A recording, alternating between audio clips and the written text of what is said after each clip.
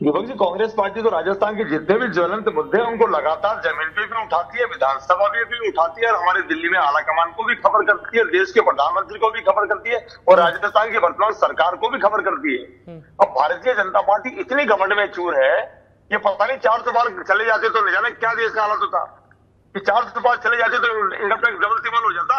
इस तो देश की जनता का भला हो, इन्होंने इनको 303 से 240 पे टिकाया तो इनकम टैक्स से स्लैब में भी छूट मिली, गब्बर सिंह टैक्स में भी छूट मिली, और गब्बर सिंह टैक्स का तो छूट मिली, गब्बर सिंह टैक्स में भी छूट मिली, और गब्बर सिंह टैक्स का तो अब आप जिस जीएसटी को गब्बर सिंह टैक्स बता रहे हैं राजकुमार जी, प्रधानमंत्री उन तमाम चीजों का जिक्र करके गए। मैं देख के बता देता हूं, उन्होंने कहा कि आपके दौर में कांग्रेस के राज में 60,000 की बाइक पर 19,000 का टैक्स लगा करता था, हमने उसको 2 से 2,500 रुपए कम किया 2017 में, और उसके बाद में अब वो टैक्स सिर्फ 10,000 का है। वो सीमेंट के कट्टे की बात करते हैं, सीमेंट के बैग की बात करते हैं, वो कहते हैं कि आपके दौर में 90 रुपए से ज्यादा का टैक्स था, लेकिन 22 सितंबर के बाद में वो टैक्स 50 रुपए रह गया है। तो आपके दौर में सिर्फ लूट ही लूट थी, ये आरोप उन्होंने लगाए।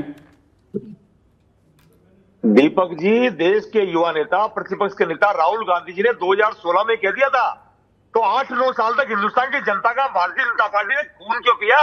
और अब खून पीने के बाद भारतीय जनता पार्टी के मुख्यमंत्री और नेता दुकानों के बाहर स्टिकर चिपका रहे हैं, और देश के प्रधानमंत्री आज बोल कर गए कि आप भी बैनर दुकान के बाहर। अब बताइए, आप 200 रुपए की चीज को 250 रुपए कर दिया, और अब कह रहे हैं 225 कर दिया, तो भैया प्रचार करो। कोई चीज सस्ती हो जाएगी दीपक जी, अगर राजस्थान में पेट्रोल डीजल सस्ता हो जाएगा हरियाणा के बराबर, तो प्रचार करने की जरूरत नहीं है, अपने आप मोदी मोदी के नारे लग जाएंगे। आजकल नारे जिस पेट्रोल डीजल की बात करें, उस पेट्रोल डीजल पे वेट भी तो कम राजस्थान की सरकार ने, इसी सरकार ने किया। राजस्थान की जनता संतुष्ट है क्या? राजस्थान की जनता भारतीय जनता पार्टी की सरकार से संतुष्ट है क्या कि महंगाई पे ये संतुष्ट है कि नहीं, वो तो 2028 में जनता तय कर देगी। वो जनता तय करेगी 2028 में कि संतुष्ट है या नहीं है। वो मीटर लगवा रहे हैं, वो स्मार्ट मीटर।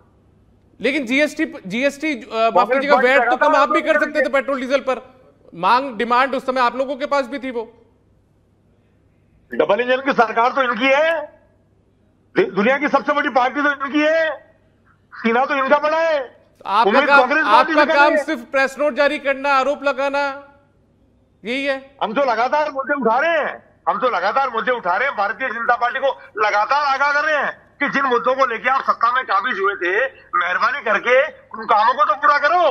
अच्छा चलिए ठीक है, परमाणु विद्युत परियोजना का उद्घाटन, राजकुमार जी, परमाणु विद्युत परियोजना का उद्घाटन, 15,000 युवाओं को नियुक्ति पत्र, ये तमाम जो फैसले लिए हैं, या वंदे भारत या फिर जो दूसरे जो विद्युत परियोजना है, सोलर को लेकर जो फैसले हैं, इन तमाम चीजों को लेकर तो स्वागत करेंगे क्या? मैंने क्या कहा दीपक जी, राजस्थान में देश के प्रधानमंत्री आए, राजस्थान की जनता ने उनका स्वागत किया, पधारो मेरे देश के तहत। वो राजस्थान को अगर कुछ देकर गए हैं तो उसका भी स्वागत है। दीपक जी, हम छोटे थे जब दादा नाना घर आते थे तो बच्चे उम्मीद करते थे जोड़े में कुछ लाए होंगे, ये वहां से कुछ लाएगा दिल्ली से।